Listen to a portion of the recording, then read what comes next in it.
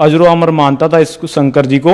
और इसके मंत्र है जो मैं बोल के सुना दूंगा, मुझे सारा तो शिव चालीसा याद है। और इसके मंत्र है जो मोक्ष मंत्र बोलते हैं, जैसे कर्पूर गौरम करुणावतारम संसार सारम भुजगेंद्र हारम सदा वसंतम हृदय विंदे भव भवानी सहित नमामि ओम त्र्यंबकम यजामहे सुगंधि पुष्टिवर्धनम उर्वारुक्मि बंदनाथ मृत्यु मोक्ष मामृतात्। ये सारे मेरे को रटे हुए थे मंत्र, और मैं पूरा भगत था पक्का। मेरे ऐसी बीमारी थी कि मुझे नींद नहीं आती थी बिल्कुल भी। सारी रात मैं सोता नहीं था, करवट बदलते रहता था। मैं बहुत परेशान था सर, बहुत ही ज़्यादा। जैसे कि किसी को एक दिन नींद ना आए ना, उसको पता चल जाएगा कि ये जैसे रीसेट होता ना, शरीर रीसेट नहीं होता तो बेचैनी रहती है उसको। और मेरा दिल अंदर से ये कहता मरेगा तू, आज मरेगा, कल मरेगा, परसों मरेगा। बस मैं सब जो तांत्रिक है ना ये आसपास के जितने भी, पर मैं ठीक नहीं हूँ सर। तो मैंने सब देवी देवता, जितने भी देवी देवता हम हिंदू धर्म में मानते हैं ना, उनकी सब की मैंने, अगर आप भगवान हो तो मुझे जरूर ठीक करो। क्योंकि मैं इतना परेशान था कि ये देवी देवता शिव जी कोई कुछ नहीं कर रहा है। इतने व्रत रखे मैंने, आज तक दर्शन नहीं दिए उन्होंने कभी भी स्वप्न में ये नहीं कहा कि दिलासा ही दे दो, कम से कम सपने में आके दिलासा ही दे दो। पेग लगा के और घर चले गया ना, वहाँ चौराहे पे बैठ के मैं रोया। मैंने ऊपर करके मुंह सभी भगवानों का, अगर कोई भी भगवान हो ना, ब्रह्मा विष्णु महेश या राधा स्वामी, दो ही गुरु फेमस है मान ले, राधा स्वामी और धन सदगुरु। चौराहे पे दारू पी के फुल रोया मैं, परमात्मा आप है कौन, अगर हो तो मुझे मिलो। तो मैंने टीवी ऑन करें जैसे, तो टीवी ऑन करने के बाद गुरुजी आ गए, संत रामपाल जी महाराज आ गए। जो मैं चौराहे पे बोल रहा था कि कोई भी परमात्मा मुझे मिलो, अंतर्यामी परमात्मा मिलेगा अगर जो होगा, नहीं तो मैं नास्तिकता के कगार पर था। संत रामपाल जी महाराज जो कि फेस पे उनके कुछ नहीं था, जिसको देखने से लगता था कि बाबा है ही नहीं, तो उन्होंने मेरी रग पकड़ी। मैं 3 देवता में थे, सबसे बड़ा शिव को मानता। उन्होंने 3 उंगलियां बताई रामपाल जी महाराज ने कि 3 देव की करें जो भक्ति, उनकी कभी ना होए मुक्ति। तो मेरे को एकदम जैसे करंट सा लगा कि ये 3 देव ब्रह्मा विष्णु महेश में से मैं एक की पूजा करता हूँ, ये कैसे बोल रहा है। संत रामपाल जी महाराज ने बताया कि सर मैं अपनी तरफ से कुछ नहीं बोल रहा, तुम्हारे वेद शास्त्र बता रहे हैं, इसमें लिखा हुआ है।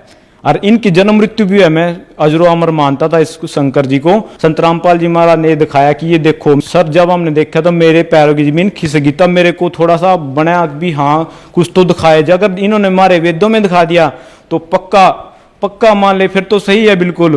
संत रामपाल जी महाराज का रोज उसी टाइम मैंने सत्संग देखा। तो सर आप की नहीं मानोगे, मान ले एक हफ्ते में मेरी जो बीमारी थी ना, वो नींद ना आने की, हफ्ते मात्र में ऐसे छू मंत्र होगी सर, मुझे पता भी नहीं चला। और मेरा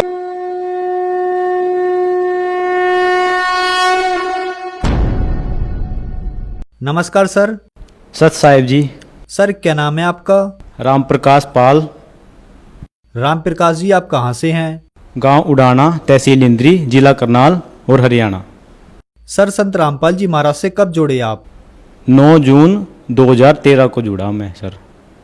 सर संत रामपाल जी महाराज की शरण में आने से पहले क्या आप कोई भक्ति साधना भी करते थे?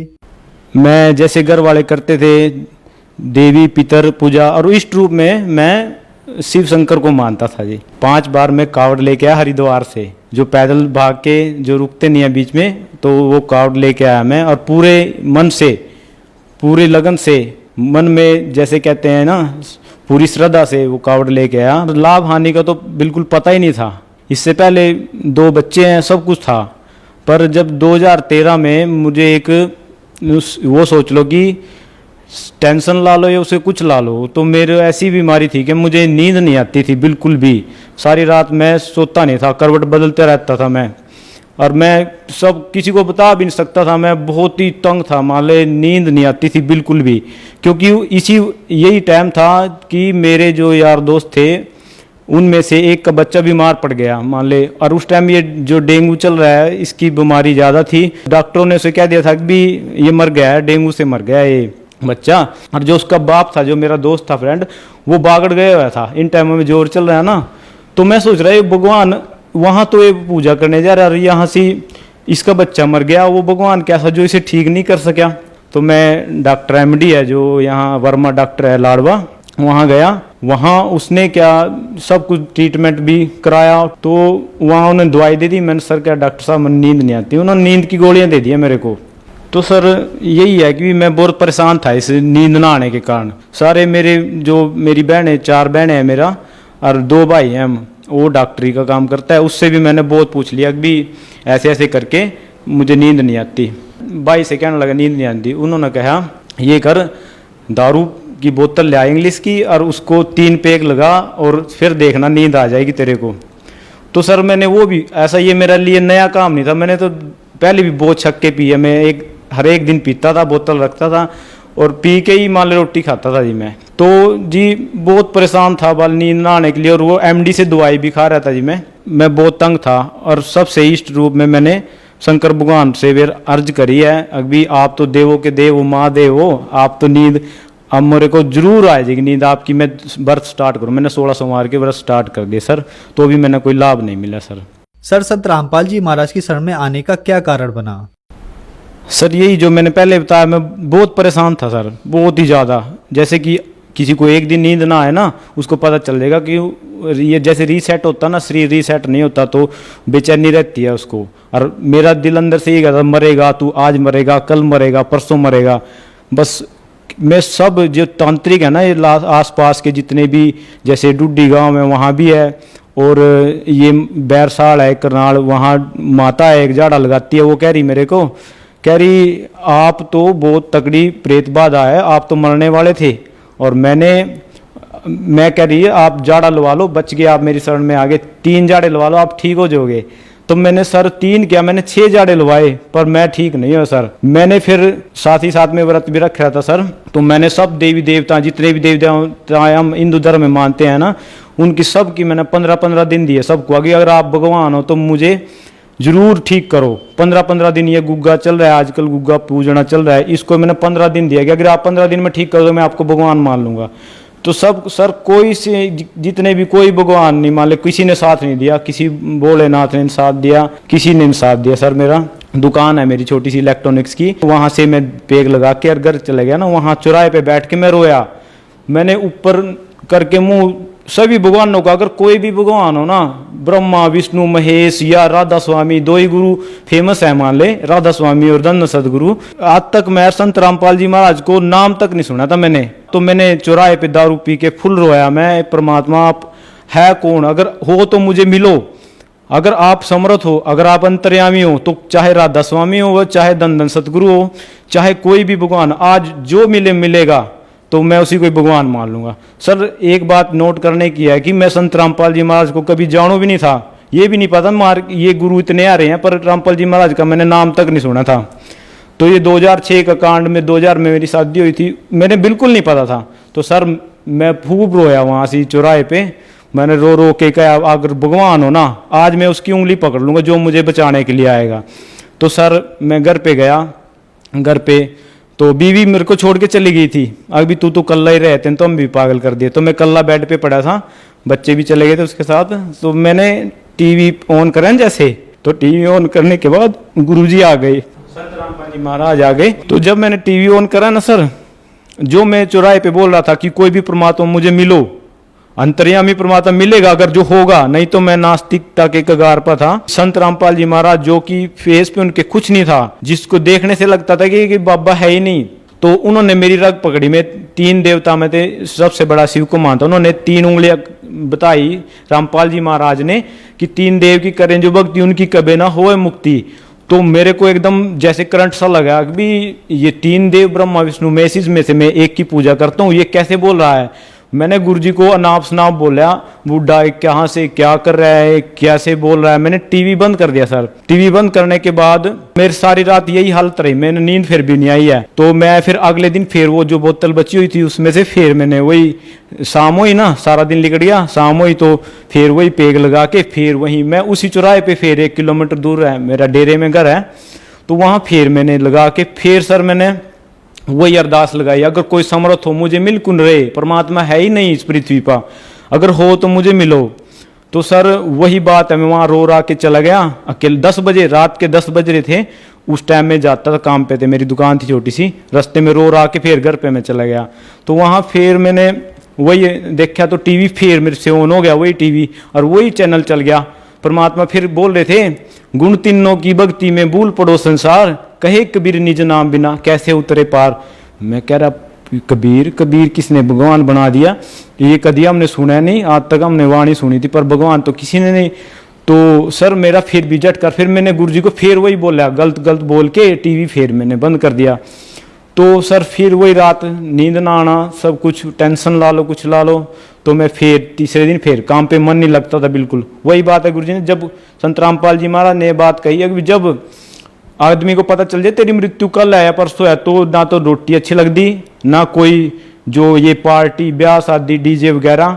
मैं ये भी बता दूं सर, मैं सबसे मेन था दारू पीने में, अपने जो मेरा ग्रुप है जो उसमें सबसे मेन मैं ही था, मैं ही उनकी पार्टी एडजस्ट करे करूँ था। आज दारू पीनी है, ये करना है, ब्याह शादी में सबसे आगे था उनमें, और नाचने गाने में मैं सबसे आगे था सर।